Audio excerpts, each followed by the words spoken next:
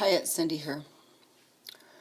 As you know, if you've looked at my channel, I do grieving videos. And this topic came up today a little bit. And yesterday was a Katrina video. And so today I'm going to do this one. I can go through the chronology, but I'm gonna talk about one thing really quick. When my son died, I read every book, trying to find a way to pull out of it. I didn't.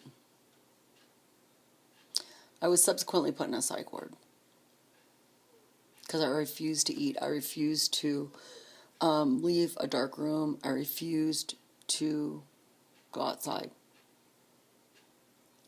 My baby died. It was on my shift. I wasn't responsible, but I was there. I'm not going to tell you how he died. That's a whole other thing. Okay, so my sister died. She was my very dear sister. I suffered a very traumatic childhood, which a lot of us relate to. And maybe on some future date, I'll make a video about that and how much I've worked on it. My sister was killed by a drunk driver on Memorial Weekend. I was at work. I got a phone call, and I was thinking it was Monday, so I don't know why I thought she was on the school bus, but I did. I rushed down to the hospital, and she was in a coma. He was an illegal alien. I'm Mexican. It hit headlines in our little town because nobody had ever died, really, on that issue back then, in 1984-85. And she was my best friend. We would go take a shower together because we didn't have indoor plumbing. So we'd go out and shower together because of the rattlesnakes. So we'd be out there just laughing our heads off and having the greatest time ever because my father was very strict. Those were my moments with her. She was beautiful, wonderful, and I did a protective thing because of what happened to me as a child. I was very protective over my young brothers and sisters. So when she laid there in a coma, I was devastated. So were my parents. So were my other brothers and sisters. They all coped with it differently. My brother didn't even show up. My older brother. My oldest sister flipped out. My mom flipped out. So I was the caretaker. All the people started coming in. They were going to pull her off the ventilator, and she had no signs of brain activity because her brain stem was scratched. I knew third day in the coma that she was dead. I could feel it. It's like a glimmers on their skin. Something silky. And I touched her hand and I said, "Mom, you need to let her go." So she died. They took her to surgery to get transplant things, and subsequently somebody got eyesight, and subsequently somebody got a kidney. Young kids, you're not allowed to contact them, but they can contact you. Very young. It was a horrible funeral. They actually got school buses and brought children in from her school and the other school she had attended. And literally, we each had like a security guard because people would just grab you, and they're screaming and pulling their hair, they're doing this thing. And we were all tranquilized. I mean, we were all just tranquilized because we all have foul tempers. So, we probably would have, grabbed her body out of there and ran or something. I don't remember really getting to see her at the funeral because there was at least 1,000 people. And a year almost to the date, my son died.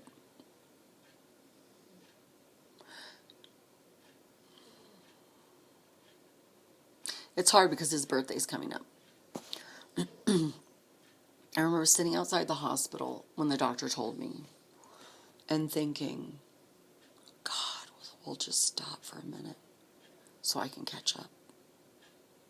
And it didn't. So they stuck me in a psych ward because I refused. I was kicking and screaming the whole way. I don't know what I was thinking, getting 6 pallbearers, because his casket was so small. But I did. No security this time. A lot of people didn't come. He was little. He was 2. My parents said, get over it. Get back to work. I did. I just sat there, reading the Bible. Maybe God knew. Maybe God could help me. Didn't happen. Me and my 4-year-old son sat there. He was devastated too. My husband at the time, who was not his father was in Oklahoma. He went to work and I sat there. He stuck me in a psych ward. I had so much fun in there in that padded room. I was kicking and screaming. That was the greatest time of my life. I want to be apart from my son, though, my 4-year-old son, Chris. November 20th is coming. We know it's coming. All of us that grieve know when those dates are coming. He died 2 days after my dad's birthday and 2 days before my mother's. So, their birthdays were spoiled forever. I drugged this little child around for 20 years. Plus. Last year I was going back from my reunion. I was there to get him a headstone. Yeah. I used to go to the cemetery at night. Scream. Yeah. I told the cemetery people, no, I won't get a headstone. I know where he's at. No. Not doing it. I used to go out to the cemetery during the day and grab the grass and throw it. I used to get in such deep depressions because everybody kept telling me he's with God.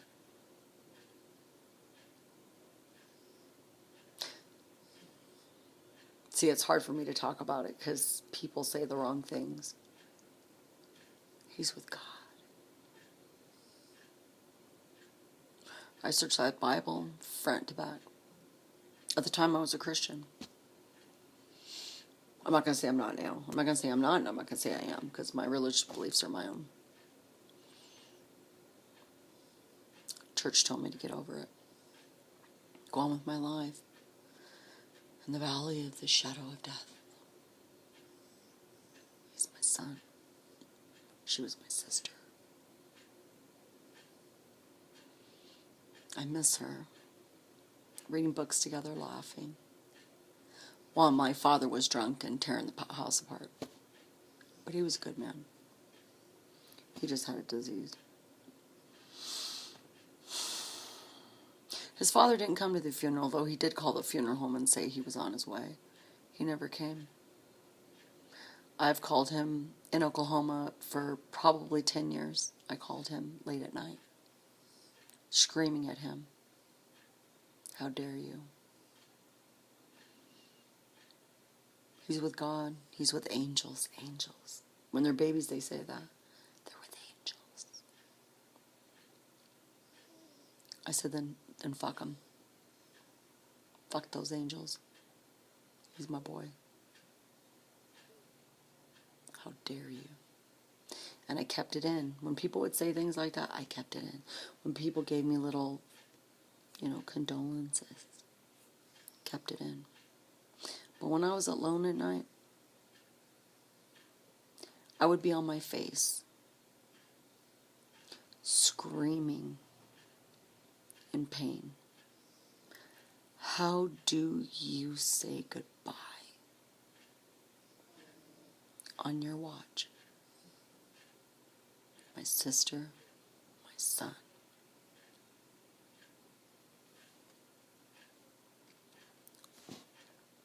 How do you? Oh, I was angry. Stage of grief. There's 4. I read every book, did every workshop. I was pissed off. I was depressed. Yeah. Who deserves that? Nobody. Not even me. Nobody understood. Nobody understood. And there's something else that followed after that, but I'm not going to share it because it's too personal. I may later. And then I lost that. 4 years later, my brother, my oldest brother, the one I was closest to, Jim. My dog's name's Tim. We called him Jimmy. My sister called me and said, Jimmy's acting really weird. He came by the house. We all lived in this little area. And then he went to my parents. And then I knew he was coming to mine. I hear this. Bang. And there he was, face down. What? I knew it was him. He was 6'3", about 275 pounds. Can't miss that man. He used to feed me when I was hungry. Went hungry a lot when I was a kid. He used to make me these thick, beautiful, cheesy omelets. That stuff's good. He had just told me some very private things. We talked, we cried. And he ended his life.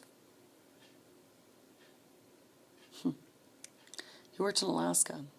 8 weeks on, 2 weeks off. 7 days a week, 14-hour days and no women. That's some punishment. One time I asked this guy, how did you let go of your brother?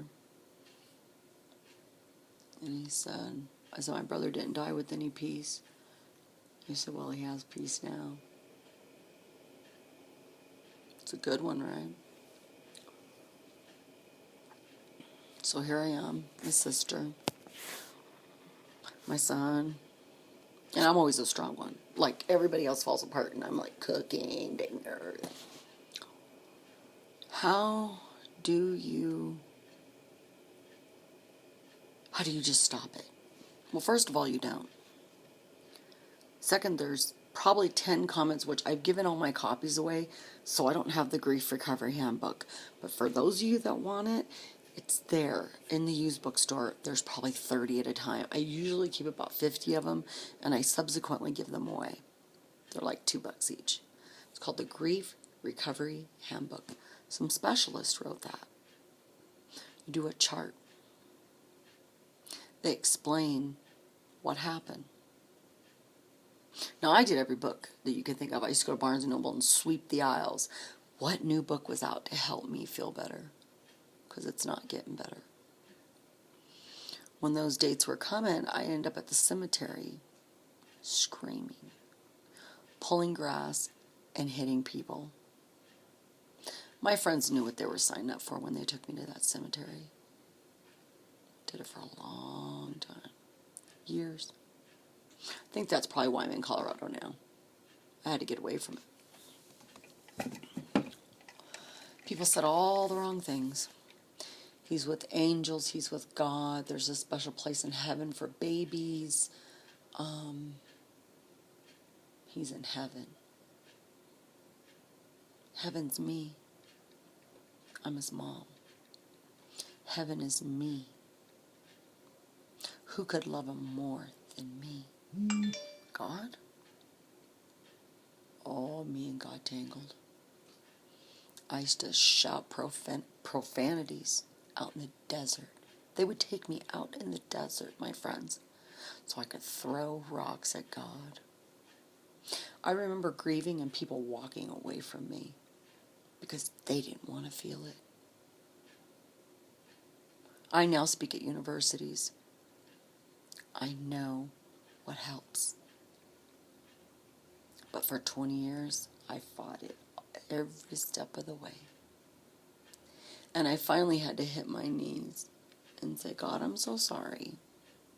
Whatever God you serve or don't. I'm so sorry I took this out on you. It wasn't your fault. People come, people go, but not mine. Why? Why me? It's a loneliness unspeakable. It destroys people. I have literally seen people wither to nothing until I get there. The first piece of advice in that book is be a heart with ears. Learn to listen to them. 2, don't tell them they're in heaven or in a better place. Don't tell them to get over it. Don't tell them that the sadness will go away. Don't tell them to stop being angry. Don't tell them they're numb. Don't say those things to people that are grieving. Ever. You are adding one more plank to a sinking ship. What the Native Americans do, and I'm sharing this in hopes that it might help somebody. What the Native Americans do, and I'm Native American, part. They put you in a tent, in a teepee, for sometimes months. And somebody's in there taking care of you. And you scream, and you pull your hair, and you cry, and they pick up your feces and urine. They bathe you, and they feed you, and they let you grieve. No one does that in this society. I've never seen one person do it. Now, a 20-year span is pretty big, and I've met a lot of people.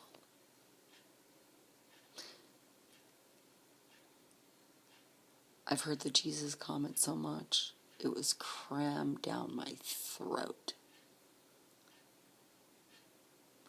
We are righteously pissed off. Last year,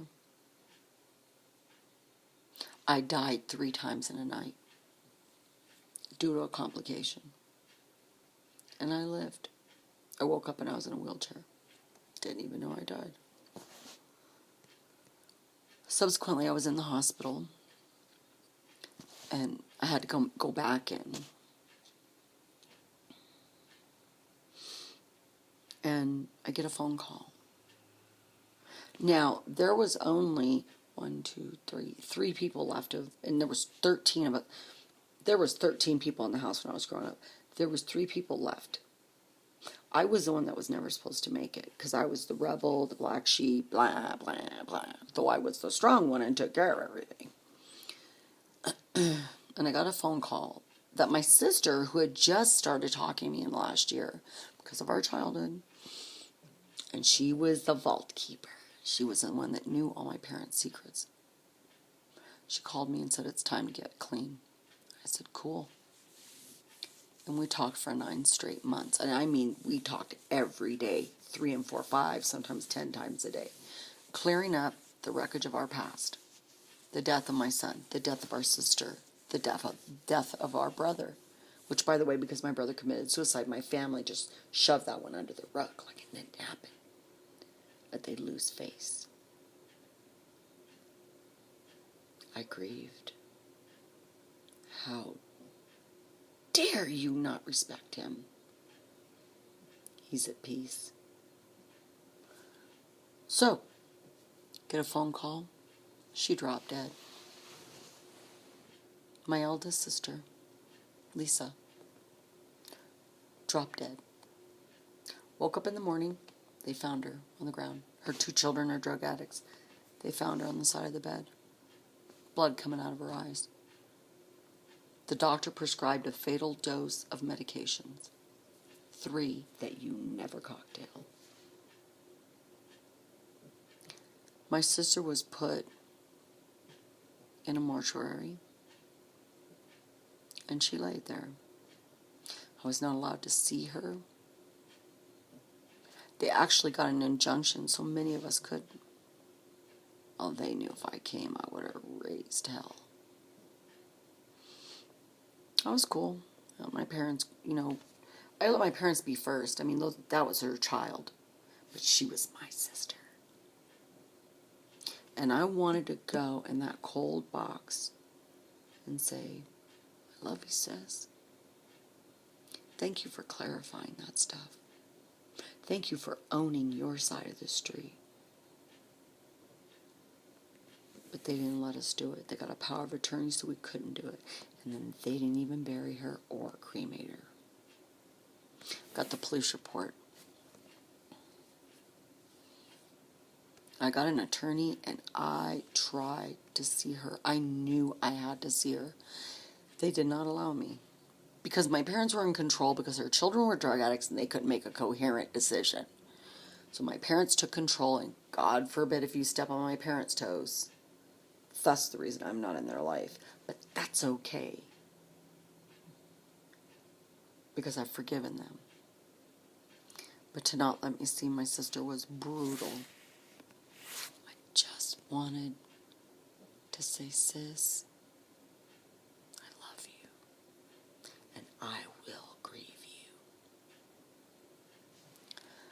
So we went. I was sitting here. My best friend flew in quick. And said, oh, no, not you. I'm not going to let you sit there alone. I said, thank you. She flew in. My sister died on my husband's birthday. Another one bites the dust, right? There is some humor in that. And she said, what do you want to do? I said, I need about 900 candles. And she went, okay, let's go find 900 candles. And we did. So we did 300 the first time. The video failed. For the love of God, I didn't know how to use YouTube. There was no volume. Second round. Another 300 candles. In my basement. We put them in a circle. That was my vision. That we would be in a circle of light.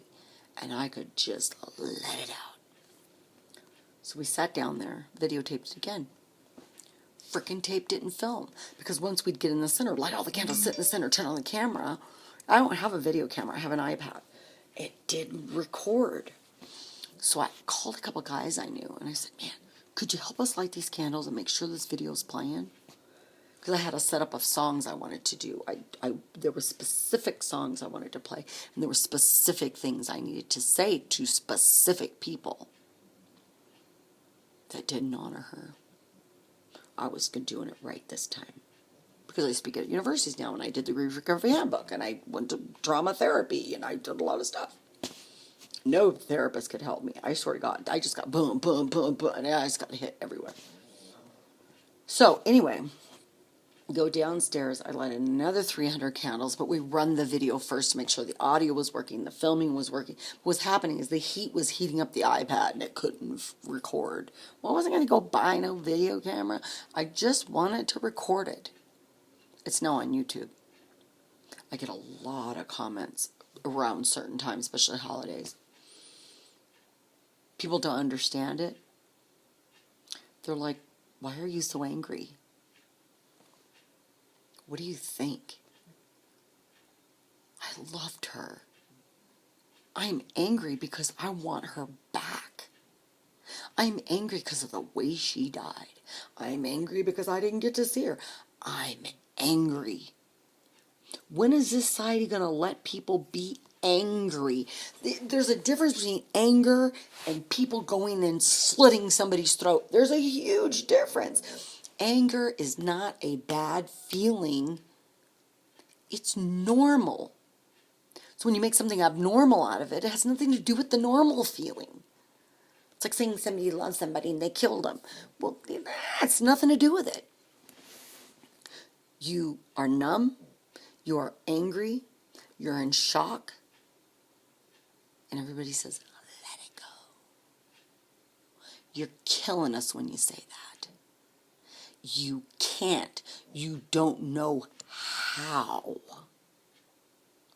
Okay, so if I read a book, I'll just figure out how and then I'll just do it. It doesn't work that way. Acceptance doesn't come like that. It takes time. Are you still bringing the meatloaf a month later? Oh, that's right. You moved on. Did I? No, I didn't. I was still sad. I didn't know how to walk out the door, man. But when Lisa died, I did it different. I went down there like the Native Americans. I lit 300 candles. And I said, we're going out and we're going big. And I said everything I needed to say. I cried and screamed the things I needed to scream. You know why, guys and girls?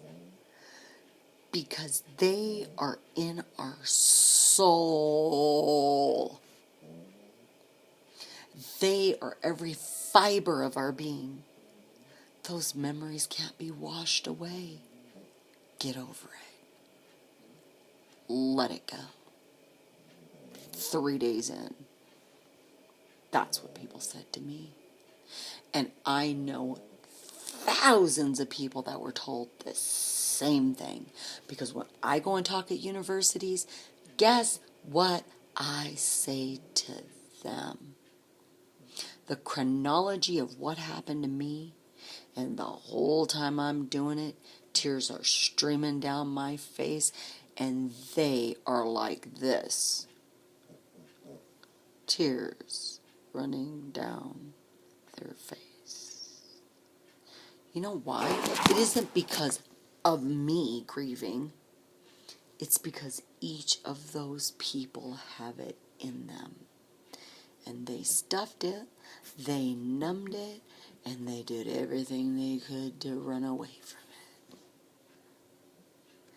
If you could learn what to say, what would you say if it was you? You know what you say? Nothing.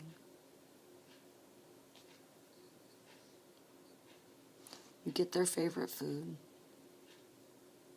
and you ever so quietly tap on the door. You don't call them when they're having a bad day. You show up every day. Is that a lot to ask? Huh? Too much to ask from you? So, you find out their favorite food, show up at the door and you tap real light. Especially when they're in that funky place. You put it down and you go like this. Come here. Come here. Put the gun down. Put the pills down. Come here. Come on. And you hold them. You know what they do? They cry so deeply. Their bodies shake. How will I go on? And I said, we don't have to.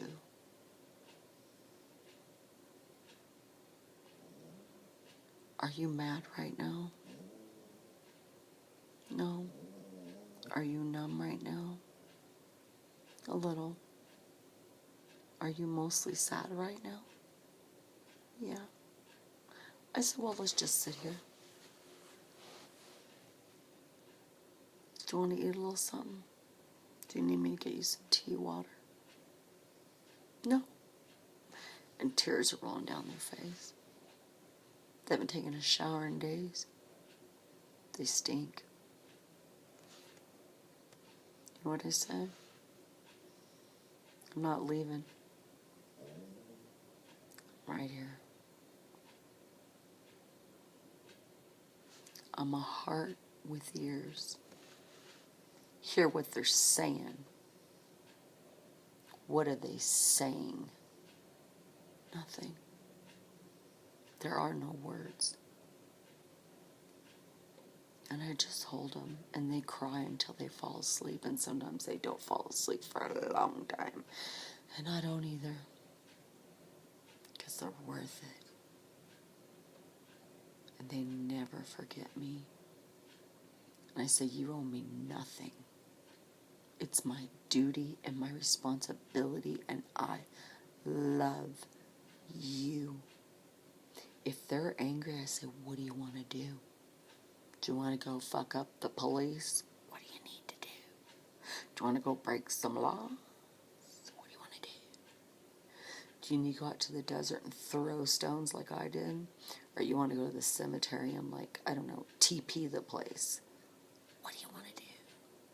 And they say, I want to get a bat and smash everything in my house. I'm like, okay. Okay. Give me a minute. I always bring a bat with me, plastic one and a real one. It's not fun. I never let them do it to their house because they regret it afterwards and they feel guilty. And I said, would you agree that we stop by Walmart and I'll buy them? Just some mason jars, real thick glass. We'll get a Sharpie, and on each one, we'll say the person we're pissed at. And they go, yeah. Because they're righteously pissed. And you wouldn't believe what they write on those jars. My mom, my dad, the world, God. Oh, that one kills me. Because I used to shake my hands at God and say, how dare you take my son? Then we get those mason jars. We drive all the way out to the desert. Or some barren area where I know they can't kill me or them or the neighborhood. And we knock those suckers out. And I make sure they're safe. So they don't hurt themselves. Because when they're that angry, I mean, anything could happen. And I always bring this thing I made. It's like a super heavy pillow, long one, like one of those long pillows. And I duct taped it like 30 times. And I bring it with me. And I hold it. I have like a little strap on it. And I said, hit me. Hit me. And I hold it like this. And they punch the living shit out of me. Sometimes they miss. And then they fall to the ground. Broken glasses everywhere. And they've punched me. I'm not mad about that. I'm just remembering. And they hit their knees. And they cry again. And for that, I am responsible. Because nobody did that for me. Okay, this wasn't supposed to happen. Let me pull it together. We get back in the car. They want to eat again. They want a cherry limeade or something. They don't want to see people. Yeah. I go back to their house. And they say, oh my God, I've got to clean my house. I said, let's clean it together. I said, you need me to stay tonight? No, I'll be okay. I said, no, I don't know though. And they said, no, I'll be okay. I said, do you feel better? I said, well, if you're not okay, this is another key thing. I'm very concerned about you. And I'm afraid to leave your house right now. Are you safe? And they go, yeah. Okay. Or they'll say, no. Oh, okay. And if they're not safe but they want me to leave, I said, then I need a safety contract. And they go, what's that? I said, you promise me, look me in the eye on a piece of paper and tell me if you're not safe, that you will call 1-800-SUICIDE or me, and you will not hurt yourself. That's our agreement. Until you call me. Okay. That's what they say every time. So I don't have to worry about them all night. I know they're going to keep their contract. Some they start freaking out a little bit after I leave. I said, did you look up at the sky tonight? What? I said, we're under the same sky. I'm here. I'm looking up. Let me videotape it for you. There's your star. Susie, Bobby, Johnny. And it's just for you. And all the work you did today. They say, I feel better. I said, okay, can you sleep? If they can, I give them sleeping pills. So they can. Because they need rest to go through that.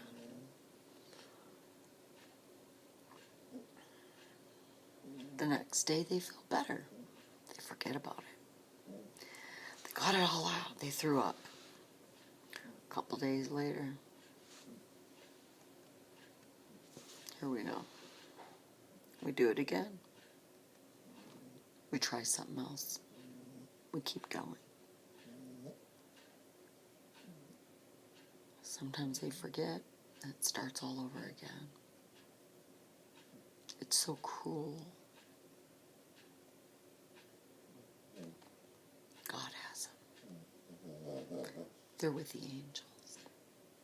Because we don't know what happens after death, right? So easy to label it.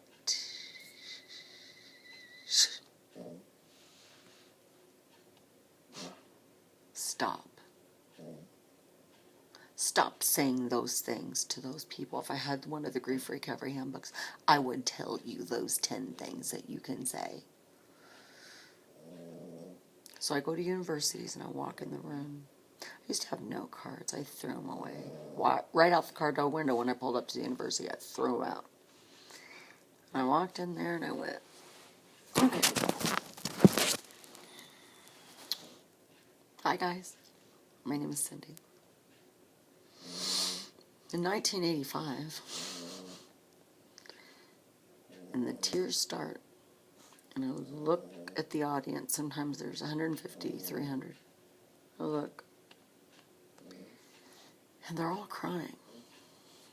And my professor, who asked me to speak every year throughout the year and the semester, says, they need you to come back.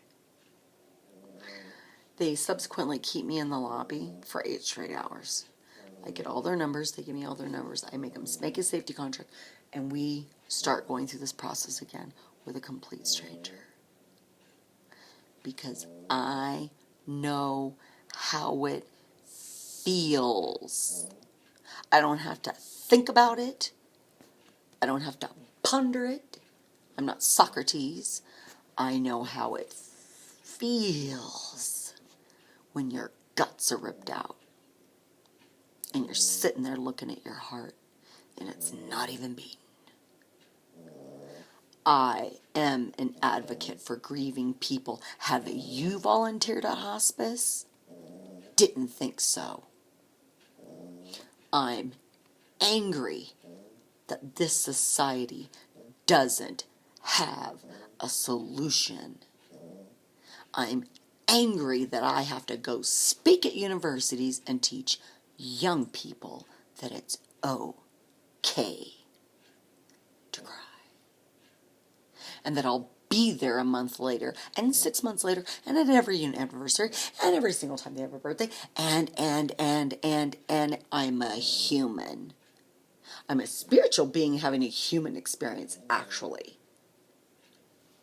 So next time somebody dies, might not be you this time. It's coming, though.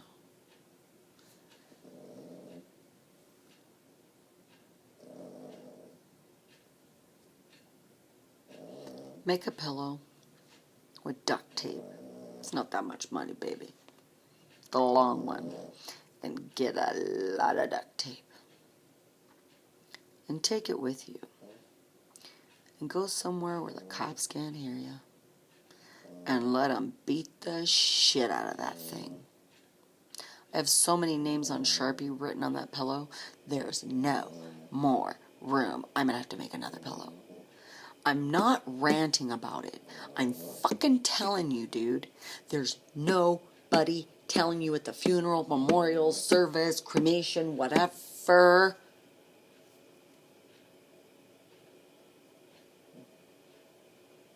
It's okay. You are okay. And if you're not okay, which usually occurs, I'll be there. Not on the phone. Get off your ass. Go to their door. Hold them accountable. Because if you don't, they might do something crazy.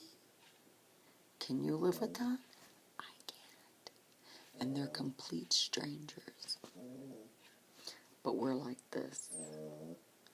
Because they allowed me to be there to help them feel.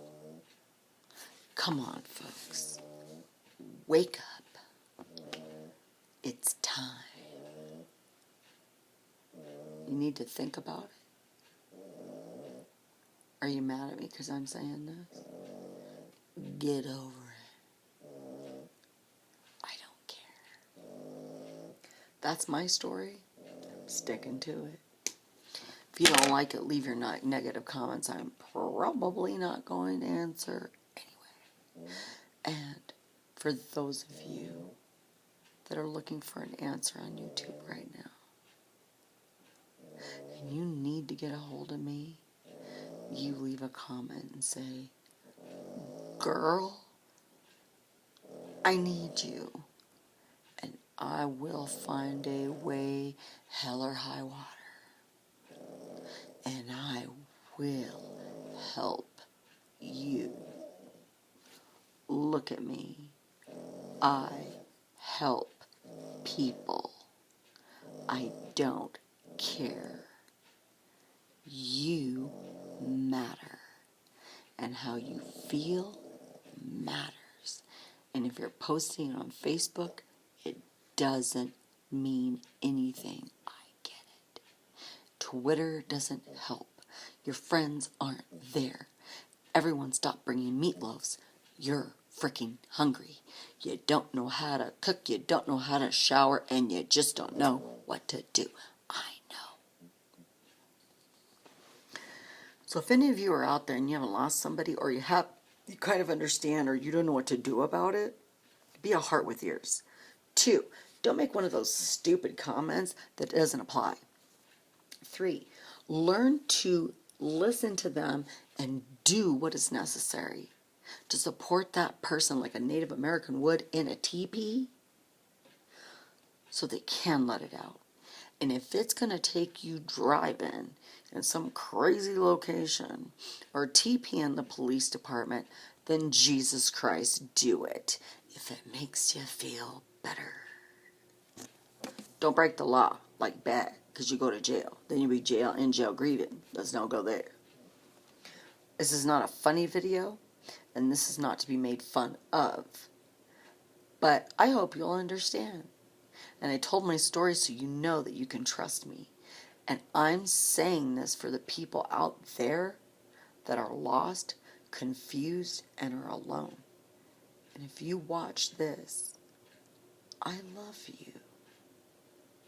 Because we're family. Families that have lost. And I know you think you're on top of it right now. And it might catch up and bite you in the ass. Comment. And I'll get away. We'll find a way to talk. And when we do, it's scary, I know. But we can do it. Together. So for all my friends, on YouTube, all my little friends, hear what I'm saying. Unless you have walked in their shoes, you don't get it. But you're worried. But what do? This is how you do it. If you can't do those things, get their number. Call them.